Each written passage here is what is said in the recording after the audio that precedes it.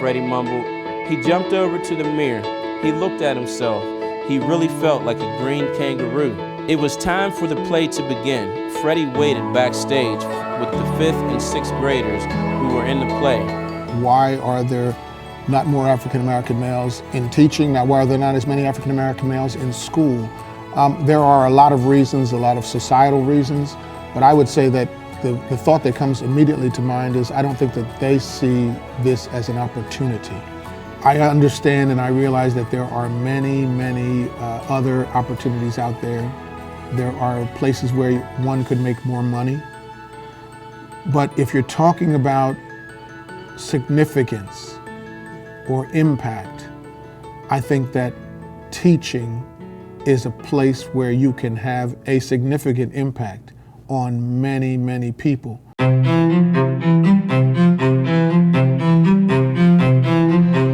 The high school that I went to was trying to integrate. It was a Catholic high school. They were trying to integrate. So they took students from the elementary schools and created a middle school in the high school. And they brought in African American teachers to deal with us as inner city youth, because they really weren't quite ready for that yet.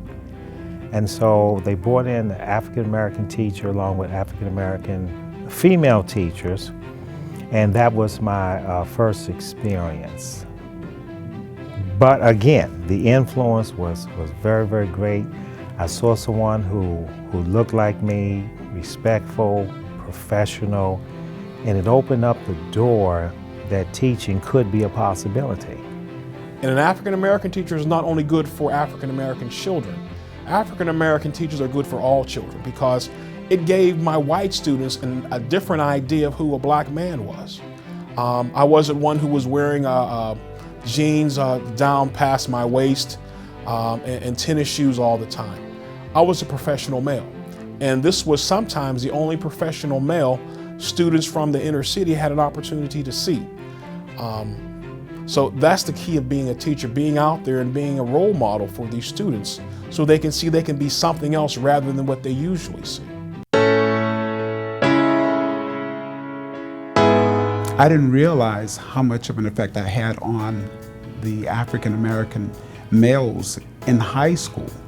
As I am a music teacher who plays the piano really well, a lot of those students were aspired to perform. I had kids who wanted to come to my classroom and go into the practice room and work on their skills as pianists. A lot of them wanted to sing.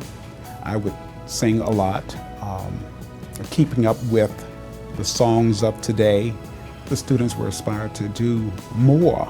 I was an African American male that went through college, that obtained a master's degree, but yet and still I grew up in a community where I knew I could still reach the students and the people there simply because of the fact that I was a grounded individual. I never took myself and went so far out of my own network to where I couldn't relate to them anymore. And I think that's a very important thing is relationships, and if a person feels like you really understand my struggle, because it really doesn't come down to even a person who's a 4.0 student or has all of these different accolades and awards and whatnot.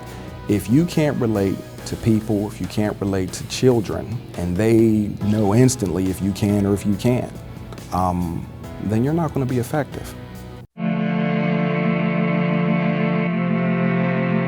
I was at Carrick High School this past school year.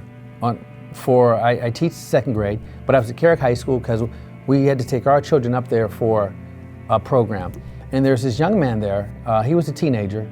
He was probably like 17, 18, maybe 17. And he kept looking at me, and I looked back at him, and he was an African American man, and he looked at me kind of seriously and I said, "How are you?" And he said, "Mr. Gresham."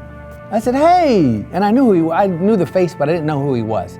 He said, "Remember you taught me in first grade at Alien Wild, and you used to do this, that, and the third, and you would jump on the desk, and you would do this. Oh, I used to love that."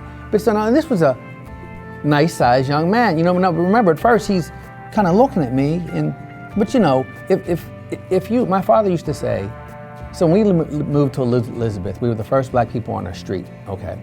And every time people would drive up and down the street, white people, my father would wave. I said, "Dad, Dad, why are you waving at those people? They don't know you.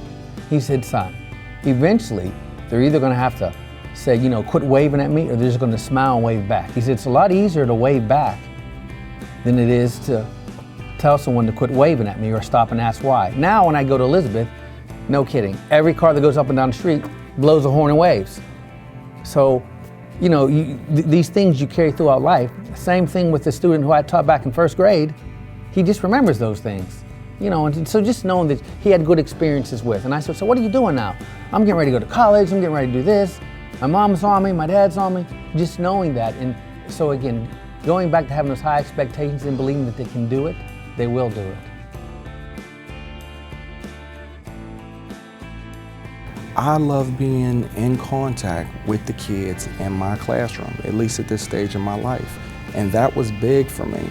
And the personalities and, like I said, the connections, and probably the biggest reward for me has been the students coming back year after year, and they talk about the different impacts that you've made on your life. And for me, like I said, that is just, it's so powerful, because I enjoy what I do as well. I enjoy teaching the academics, but the conversations and the different things in which you get to have with those kids, if this is truly a profession that you want to do, and people is kind of who you want to reach, and children, teaching is the profession to be in. See, one of the things we have to understand is that when we have an influence, we know that in some cases it will be immediate, where the student may have a light bulb moment. It's like, oh, I get it now, And I'm like, yeah. And you're gonna get a lot more after that. Others is like when you are a parent. You're in a position to influence and all this kind of stuff, but you really don't see it until they leave. And so I'm often asked, what was my greatest experience with my students? And I have to tell them I haven't had it yet. It's really not going to be there until I retire. Okay, we have to be at the top of the pyramid where all is said and done, and we're able to look back on, like Mr. Holland's opus. And no, he really didn't get it in terms of his overall influence until his students came back and said, because of you, I am who I am. It's interesting because, you know, as a teacher, you'll often have whole families of kids. So you'll have like all the siblings in a particular family. And just this last semester, I had this one young lady, and I had her in 9th grade, and it was a tumultuous relationship between the two of us, let's say. And so I had her as a senior in my sociology course. And one day after class, she says, you know, my brother, who I had years earlier, is just home from college, and he wanted me to tell you that your class helped best to prepare him for college, and she just, you know, wanted to extend his thanks.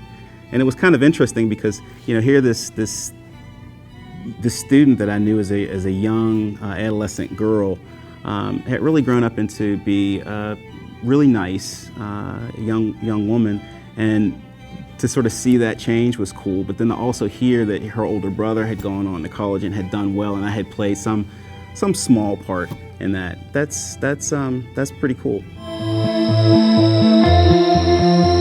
I remember as a young man in elementary school, I attended an elementary school that was primarily Caucasian. And as an African-American student, I can remember the very first day that I first saw an African-American teacher. And all of the black students were very excited, and I can remember us, you know, talking among ourselves, you know, kind of pointing down the hall saying, there he is, there he is. And I think that made a very significant impact upon us, because I think teachers are very important in our lives.